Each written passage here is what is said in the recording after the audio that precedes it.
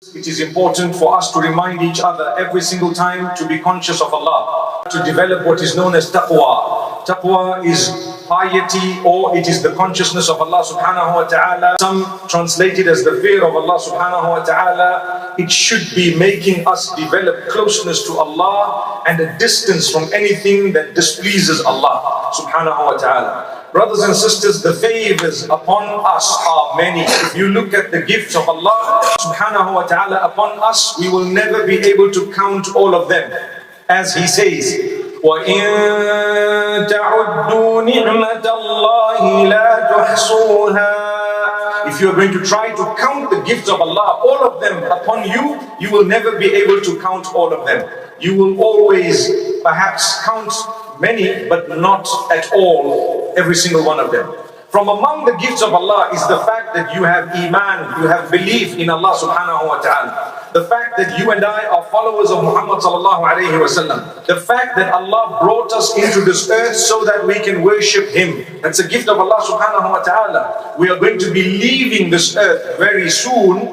Allah brought us here in order to prove ourselves to Him that we will worship Him alone. So that is a gift of Allah subhanahu wa ta'ala. Another great gift of Allah subhanahu wa ta'ala is the fact that He allows us to get married. Subhanallah, subhanallah. It's a great gift of Allah. May Allah make it easy for those who are not married to get married. Once people are married, subhanallah, what happens? The favor of Allah is to bestow them with children, with offspring. Everyone wants to have children. May Allah bless those who don't have children with children. Ameen. When we have children, subhanallah, what happens? We want to have more than one. A lot of the time someone says, you know what? I'd like to have a son and a daughter. And Allah chooses whether He wants to give you sons only, daughters only, sons and daughters, or neither sons nor daughters. May Allah subhanahu wa ta'ala bestow upon us His blessings. Remember, whatever Allah has done for you, He has actually given you what is most suitable for you. That's what He has done. So we may sometimes be upset because of something. Never be upset if you're a true believer. If you're a true believer, you are never upset with the decree and decision of Allah subhanahu wa ta'ala. From among the gifts of Allah is He gives you siblings, subhanallah. Siblings, meaning your brothers, your sisters. Do you know that's a great gift of Allah? Ask those who don't have brothers and sisters. Even the children, they will tell you, I want a sister, subhanallah. Recently, someone thought I was Santa Claus with the wrong beard color. And they were saying, please, can I have a sister? And this was a little boy. Random, so random, I got a shock. And I said, anyway, Allah bestow them with guidance, goodness, and whatever they're asking for as well. But the point being, even a little child will say, if you were to ask them, what do you want? They'll say, I want a sister, I want a brother. The reason I raise this today is because as we grow older, we lose the value of these siblings that Allah has bestowed upon us. Allah gives you a gift of a brother, a sister. When you're young, mashallah, you grow up together. I want to start off by speaking to the younger ones. Value your brothers, value your sisters. Trust me, soon they will be married and gone, and you won't even be able to spend so much time with them. And yet we were arguing and squabbling over small matters while we are young. Don't let that happen. When you're young, stand up for one another, teach one another, guide one another. And when I say stand up for one another, I don't mean in that which is wrong, but in that which is good. وَتَعَاوَنُوا عَلَى الْبِرِّ وَالتَّقْوَى وَلَا تَعَاوَنُوا عَلَى الْإِثْمِ وَالْعُدْوَانِ وَاتَّقُوا اللَّهَ. Help one another when it comes to goodness and righteousness, and do not assist one another when it comes to enmity and disobedience of Allah subhanahu wa ta'ala. The same would apply. Allah says, وَاتَّقُوا اللَّهَ. Be conscious of Allah subhanahu wa ta'ala. It would apply with siblings as well. You help your little brother, you help your sister. You see, you might go to school together, you might come back from school together, and as you grow older, you might choose to go to a different college, and that's where things quickly separate. Things quickly separate. But I want to inform you of another gift of Allah subhanahu wa ta'ala today, and that is communications. They've become so easy.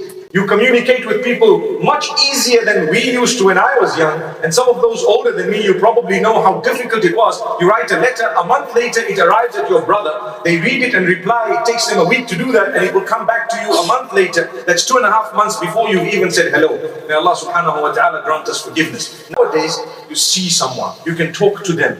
The problem is, we use it in a wrong way. When last did you call your siblings? No matter where they are, they could be somewhere in another country. When did you phone them? When did you speak to them? When did you have a video call with them? For example, yet we can do that with the wrong people. We can actually call people for business on a daily basis because we want to earn the pound and the dollar while we're in the dunya. But wallahi, we forget to earn the currency of the akhirah. Allah made them your brothers. Allah made them your sisters in order to test you what is going to be your relationship with them. Are you going to fulfill what Allah has instructed you to fulfill? Allah brought me into life. He chose who's going to be my brothers. I need to be aware of that. He chose who's going to be my sisters. I need to value them. I need to help them. I need to reach out to them. He chose my parents, but I don't want to speak much about parents today because that's a topic on its own. I want to speak more about siblings. Your brothers, your sisters, as you grow older, you find life takes you to different places. And like I said, even at university level, perhaps, one might go to a different city, a different country. How much are you in touch with them? Are you in touch in a positive way or a negative way? Understand it's the plan of Allah. Some people, they pick on their siblings just because this one is younger, just because that one is darker, just because this one perhaps is not doing that well in life, or just because this one has done so well in life, we become jealous, etc. No way. It's a test of Allah subhanahu wa ta'ala. Surah Al-Baqarah, right at the beginning, Allah subhanahu wa ta'ala speaks about fulfilling the relations that He has instructed you to fulfill. He chose for you your relatives because it's a test for you. If it was not a test, you would have been able to choose your own relatives. The fact that Allah chose, it means it's a test for you. Anything you have had absolutely no say in whatsoever, it's the biggest test for you. Remember, as a human being and as a mu'min, even if your siblings are not believers, how much have you spoken to them? How have you related to them? Sometimes the way we relate to our relatives who perhaps are not Muslim is such that we chase them away from the goodness of Islam. We chase them away in a way that, subhanAllah, we become an embarrassment for our own deen and our faith. You just have to say, I love you. There's no harm in loving your brothers and sisters who belong to a different faith. We love them really because they are our siblings in blood. We may not agree with what they have chosen, but don't we disagree on so many other matters? We love each other for the sake of Allah subhanahu wa ta'ala when we share the faith and the deen. But this misrepresentation to say you're not allowed to love, subhanallah, just because they're not mu'mineen, when they're your brothers and sisters, that is something that is a grave misunderstanding, subhanallah. We care for them. Yes, love is of different types. This is the filial love. This is the love of your siblings. Why not? We will reach out to them. I care for you. Do you need anything? Is there anything I can do for you? Do you know, if you want to have an impact in somebody's life, you need to show them you care. You need to show them you love them. If you don't do that, you will never have a positive impact in their lives. And if you don't show them by telling them, nowadays, it's more important to utter it. Even between husband and wife. You know that a long time back, they did not used to say, I love you as much as we do today. We have to today. Because they would prefer to feel it rather than to say it. With us, we want both the feeling and the saying. You need to repeat it again. But remember to send these messages to your brothers, your sisters, and your children. And go beyond to those who are related to you closely. The choice of Allah subhanahu wa ta'ala. وَالَّذِينَ يَصِلُونَ مَا أَمَرَ اللَّهُ بِهِ أن يوصل ويخشون ربهم ويخافون سوء الحساب. Allah speaks of those who have sound intellect, those who will be earning Jannah. They are the ones who fulfill the relations that Allah has instructed them to fulfill. Starting with your siblings. If you want paradise, you need to fulfill these relations. You need to know how to maintain ties. And this is why if you look at Surah An-Nisa, the opening verse, Allah says, وَاتَّقُوا اللَّهَ الَّذِي تَسَاءَلُونَ بِهِ وَالْأَرْحَامِ. Be conscious of Allah, whose name you use when you're asking one another important matters. We use the name of Allah, don't we? Allah says, be conscious of Allah subhanahu wa ta'ala and be conscious of your relations. Your relatives, who are they? How do you treat them? No matter who they are, you're supposed to be good and kind to your parents, even if they're not Muslim. And you have love for them because they are your parents. And this is why you care for them. You reach out to them, subhanallah. The same would apply to your brothers, your sisters, your family members. So Allah subhanahu wa ta'ala praises those who go out of their way to give that reassurance to those whom they are related to. Remember this. And another verse also in Surah Al-Ra'd, and we find it in Surah Al-Baqarah as well, where Allah warns us. وَالَّذِينَ يَنقُضُونَ عَهْدَ اللَّهِ مِن بَعْدِ مِيثَاقِهِ وَيَقْطَعُونَ مَا أَمَرَ اللَّهُ بِهِ أَن يُوصَلَ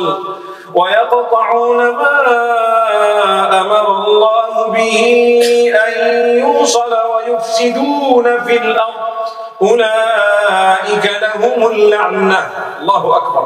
Allah says, the cursed are those who break the relations that Allah has instructed them to maintain. The cursed are those who break the relations. Allah says in Surah Al-Baqarah, أُولَٰئِكَ هُمُ الْخَاسِرُونَ. They are the losers. Allah says, I gave you your brother, I gave you your sister, I gave you your relatives, I gave you your parents, your children. Why do you just go and break the relation with the smallest of reasons? A lot of the times it's connected to money matters. It's connected to sometimes perhaps you got married, they got married, maybe the spouses didn't get along, so they divide the brothers or sisters themselves. Why?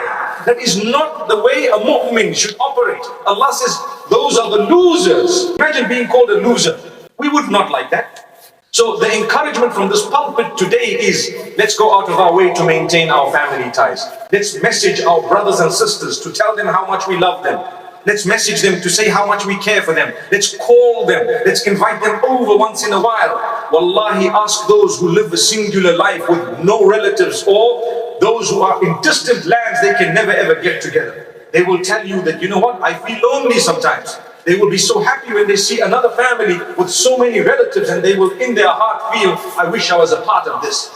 So let's never ever forget the value of family members. The problems you have in your family are a test from Allah. Your challenge is to solve that problem, to resolve the matter. Come what may, solve the problem, and Allah will bless you. May Allah subhanahu wa ta'ala grant us goodness, and may Allah subhanahu wa ta'ala open our doors. My brothers and sisters, what is absolutely important for us to realize is a true maintainer of family ties is not someone who is in relation with those whom he or she is related to when it is convenient, but rather when the ties have been broken, the better of the lot is the one who does not give up trying to mend that relation. SubhanAllah. Sometimes you have a family member perhaps suddenly on drugs, may Allah protect us, or they have chosen a wrong path. For example, they might have lost the way somewhere. Depending on how close they are to you, the feeling you have in your heart, why do we give up? Don't give up. It can be a lifetime. Your life is going to be average 60 to 70 years. If you're lucky, a little bit more. Why do you want to give up in that short space of time? You need to keep on trying. If someone says, well, you know, I've given up hope, my son on drugs. I've known of people who've been on drugs for 20 years, come out of that, and now they don't miss their salah in the first saf in the masjid because someone did not give up. That's why. But there are others, give up on them at a very young age and gone. SubhanAllah. Maintain a good relation. Maintain a relation in a good way by the will of Allah subhanahu wa ta'ala until they see the light. And this is why the best of us is the one whom, when the other is being difficult, and we still continue to be good and kind. And it brings me to the powerful point, never lose the sense of your goodness because of the evil of someone else. Someone else is being bad, someone else has sworn you, you don't swear back, but rather what you've got to do is, you must make sure that you maintain the goodness, and it is through the durability of your goodness that is maintained that they soon shall see the light by the will of Allah. And minimum is, Allah will reward you. When you do good to someone, you're doing good for the sake of Allah. Remember, I am good to you not because I think you deserve it or I deserve it, but rather because Allah has instructed me to do that. And therefore it is an honor to be good and kind as per the instruction of Allah. I want to earn the pleasure of Allah. When I do it for Allah, I'm not worried about what you do to me in return. But when I do it for my own gain, then I will only be good to those whom I know when I have put in my investment, they're going to give me back a greater return. May Allah forgive that type of thinking. May Allah make us from those who understand. And may Allah subhanahu wa ta'ala grant us all goodness